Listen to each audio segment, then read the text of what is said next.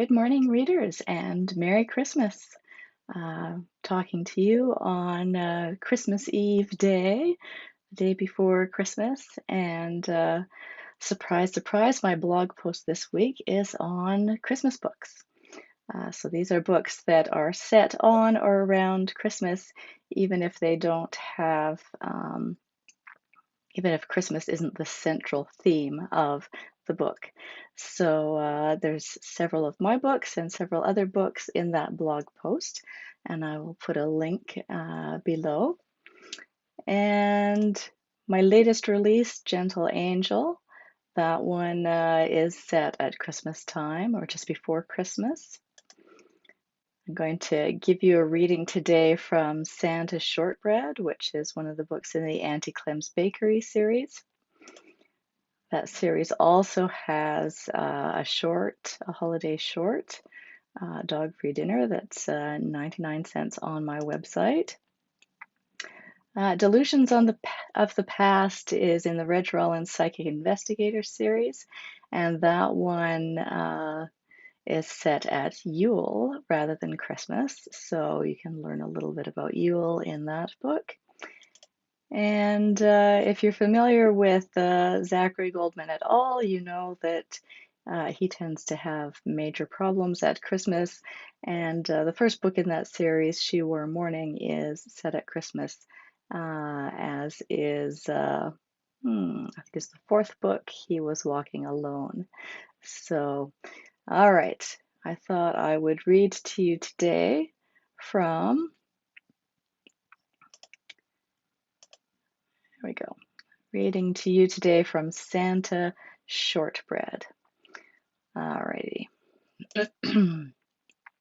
Aaron spoke to young Peter Foster as he bent close to the bakery display case, examining the newest gluten-free treats with his younger sisters. "What are you going to make for Christmas?" he asked. "You made lots of really good cookies last year." "We will again this year," Aaron assured him. "I just met with Charlie, my partner, on the weekend. We have a nice list of what we're going to have for you this year. We're going to do some of the little one-bite desserts like we had at Thanksgiving." She saw the disappointment chase across his face. "I know you don't like pumpkin tarts and gingerbread, but that won't be all we have. And there will be lots of different kinds of cookies. I'm going to make some cut-out shortbread cookies. You'll like those. And we can do all kinds of fun shapes." "Christmas shapes?" "Yes, of course. Stars and trees and gingerbread men and snowmen. All kinds of things." "Santa?" one of the little girls asked, bouncing up and down. Her sticky fingers were on the glass of the display case, and neither Erin or her assistant Vic was going to have to clean it again after they left, but Erin didn't mind. She loved her littlest customers, the Fosters especially. Erin looked at Vic and glanced at Mrs. Foster to see what they thought.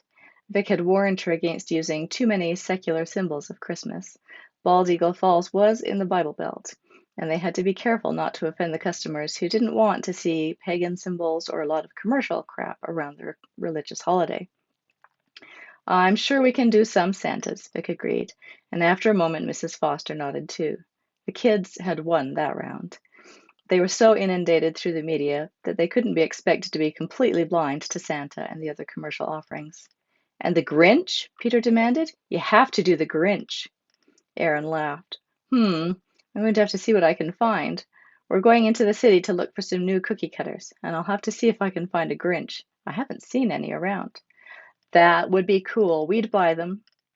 "The Grinch is green," Karen contributed. "Yes, I'd have to make green cookies or frosting," Aaron agreed. "Green cookies? You can't make green cookies." "I certainly can." "How?" "Magic," Aaron teased. Then, thinking better of the comment, changed her mind. "Just with green food coloring, Karen. It's really easy." "I haven't had green cookies before." "Then I'll have to make some for sure, won't I? What did you guys want today?" They made their choices for the Kids' Cookie Club, and Vic handed them out.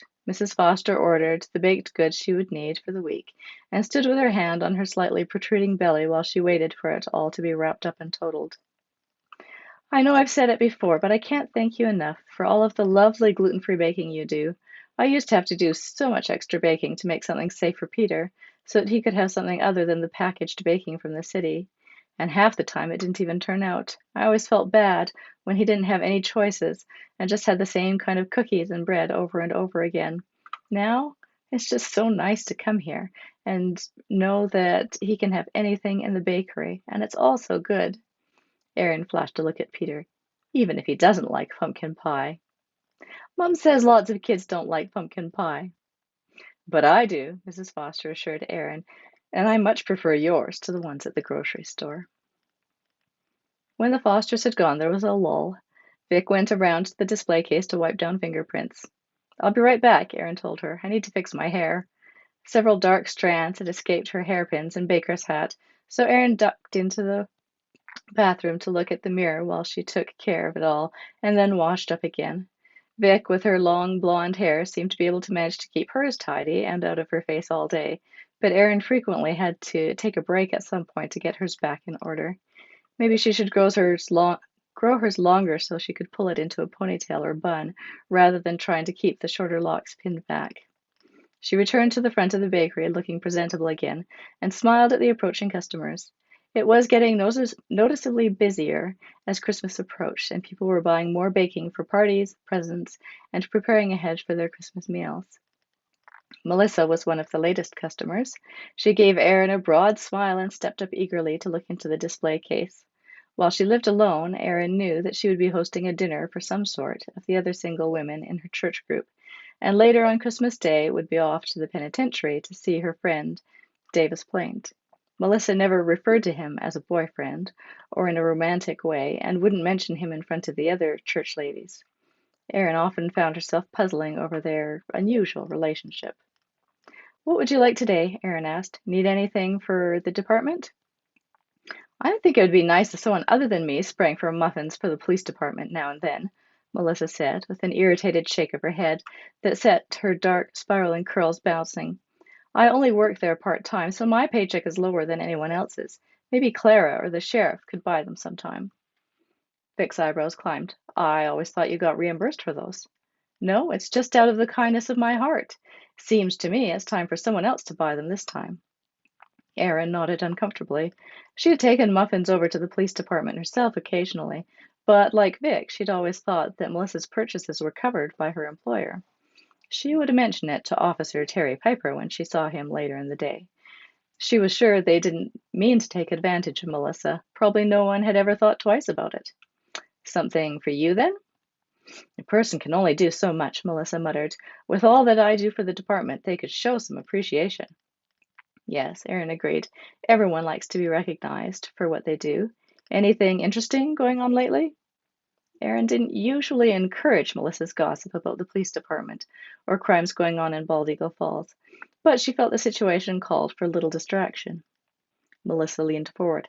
Actually, she looked dramatically left and right to see if anyone were listening in. There were customers behind her, but they were waiting patiently and didn't appear to be eavesdropping. Though Melissa put on a show of being discreet, she preferred an audience. Have you heard of the Grinch? We were just talking to the Fosters about the Grinch, Erin laughed. They want me to make green Grinch cookies for Christmas. No, not the Dr. Seuss character, the real Grinch. Vic leaned on the display case. There is no real Grinch.